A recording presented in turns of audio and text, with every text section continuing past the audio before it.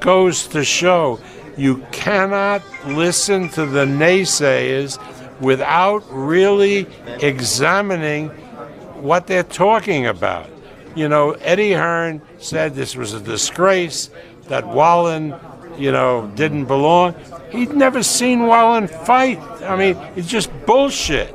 You know, we had seen him fight, and we knew the kind of fighter that he was, and the kind of performance that he would do. And you can't listen to guys like Eddie Hearn who know shit about boxing and just open and flap their mouths and come over here to the United States and don't have a clue of our culture or how to promote or anything like that. When he just said, what I'm really enraged about, he said in an interview in New York that Bob Arum's an old guy, and he talks about how Mexicans are treated, and young people don't care about that. Who the fuck is he talking about? He's talking about the people in Liverpool, maybe where he comes from, who don't know what the situation is. But you better believe young people of all ethnic groups care about how badly Mexicans are treated in this country. And in the hands of Eddie Hearn, who doesn't know crap about boxing, that's a danger. He may flame out. Eddie last night said that he was going to make an offer a huge offer for the lower. Eddie's got to stop talking about my fighters and other fighters of other promoters, or else we're going to put a tortious interference suit right up his ass, and it'll float back to England. Thank you, guys. Thank you, Bob. Bob Arum. Eddie don't know shit about boxing, and his fighters and the zone. It's a joke. It's a joke. Oh, I'm gonna make Lomachenko an offer to fight Devin Haney, as is his mandatory. Right. Well, we're gonna sue him. If he keeps talking about my fighters, I'm gonna sue him. They got no game. They got no banter. They got nothing at all. You can't pipe up and slag another man off and let me come back in and just, you know, have a little go, and then say, oh, I'm going to sue him for torturous interference. What, making you an offer for my guy who's mandatory against your guy? These guys, they're crazy. They're crazy. They're so, like, during the week, their face goes redder and redder and redder as the blood pressure boils and boils and boils. Just relax. Just relax and play the game.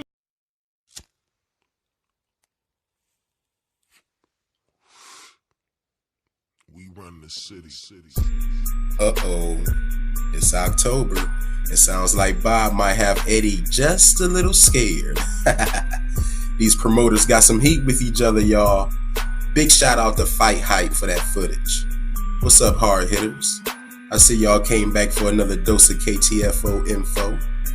I'm your host, Chuck P. C-Ville's finest.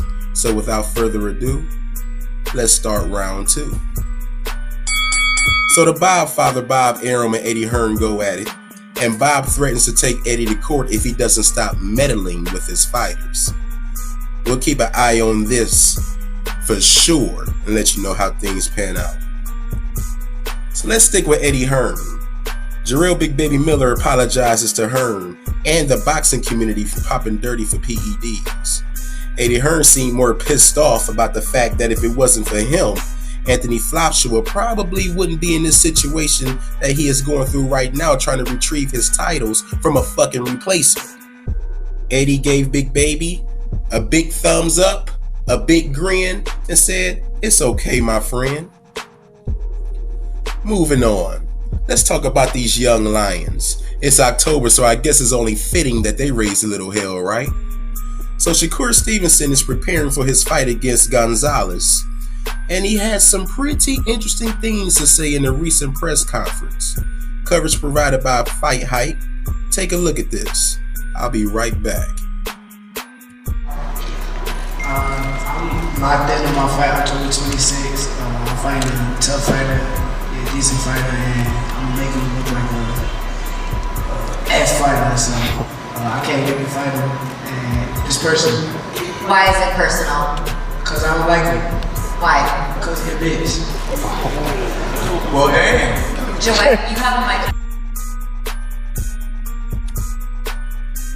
Now, many people don't know why this is personal, but this lady that you're seeing right now is indeed Gonzalez's sister. Gonzalez cleared the air by saying Shakur is sticking dick to my sister, and I don't like him for it. He said that not only he wants to humble the young, arrogant lion, but he also wants to beat his black ass. Definitely personal. Moving on. So you think you're a star, huh, Ryan Garcia? Of course you do. Now check this out, hard hitters.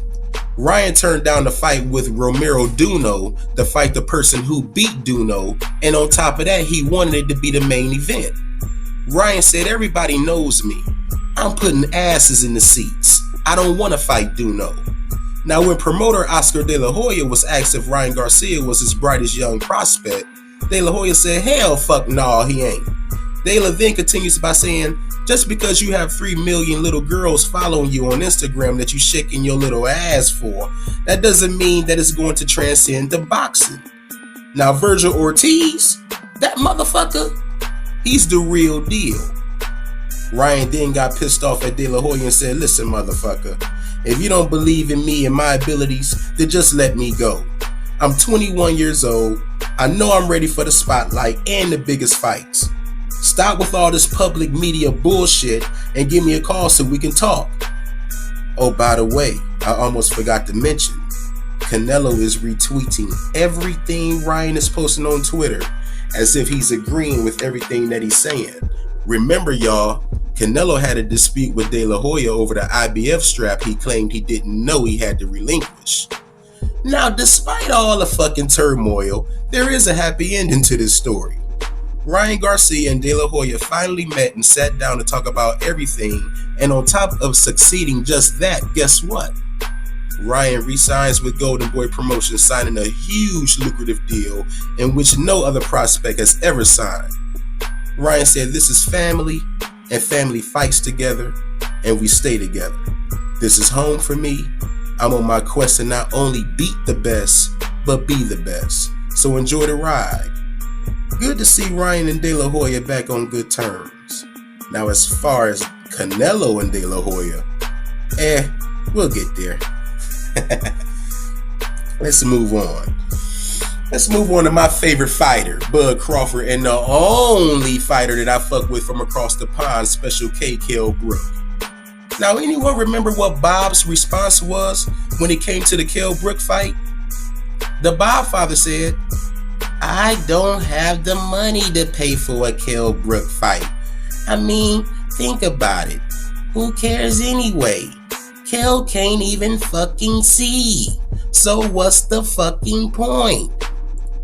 Now, I'm not sure what happened between then and now, but a contract was indeed issued to Kell Brook.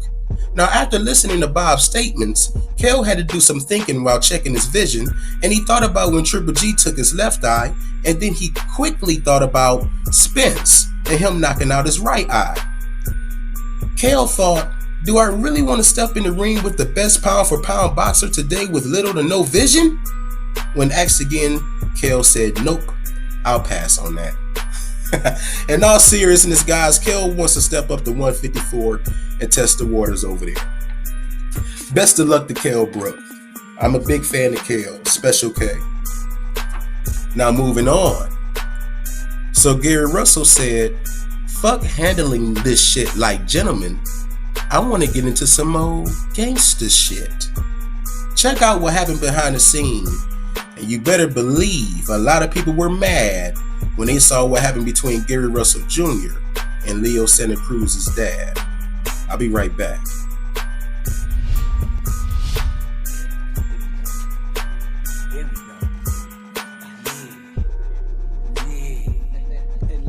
Yeah, I like them. Like all that. Like you see the chains. Like stop ducking me. Come see me. I want you. I'm at arm's reach. I can touch him. I can put my hands on him. Really? I can put my hands on him. So if you want some smoke, I'm not playing no games. There's nothing moving. Don't think y'all can pop up and run around and hide and disappear. Stop acting like a sucker. Come see me before I go get your father. before I go get your father. I already put my hands on him. I could have put him in the L for real if I wanted to. Stop playing with me, shorty. Grow some nuts, grow some kahunas, however you want to call it. Come see me, man. Man, y'all ain't gonna believe this shit. Check this out. Y'all already know how bad I've been on Leo Santa Cruz ass, right? The managers, the promoters, they just won't let me get an arm's reach of this motherfucker.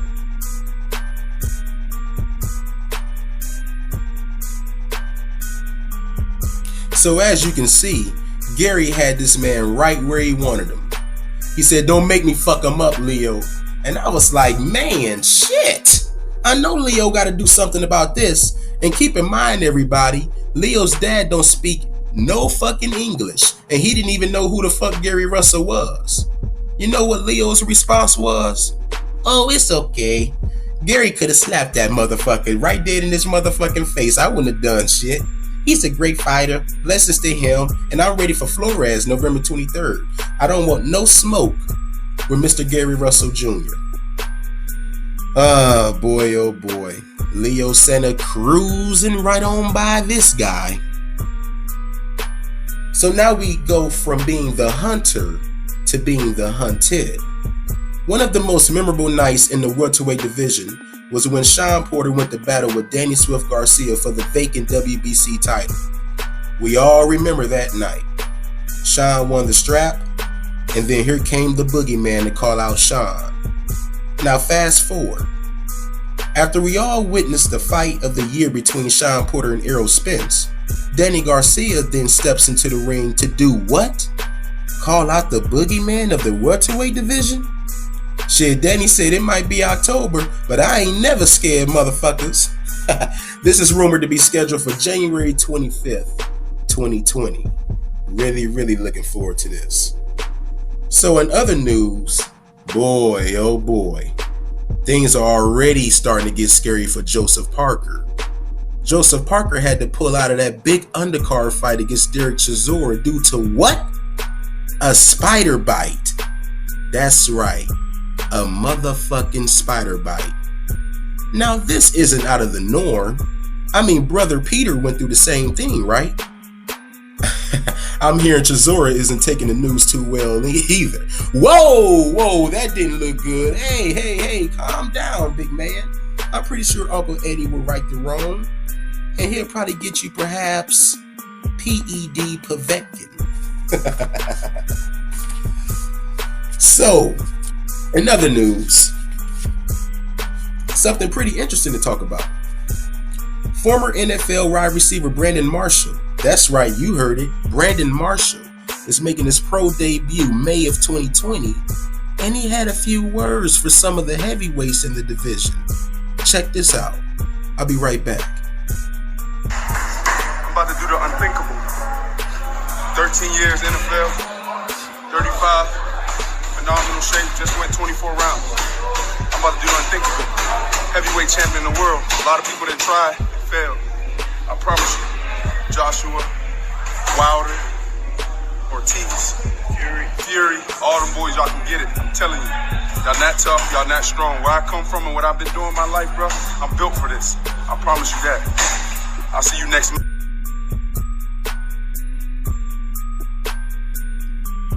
Brandon Marshall stands at 6'5", about 232 pounds. Definitely looking forward to next May. Now let's get into some confirmed fight dates. We got Triple Fleave, You're Somebody, I'm Ducking Golovkin, taking on the same person he ducked originally in Sergey Derevyanchenko tomorrow night.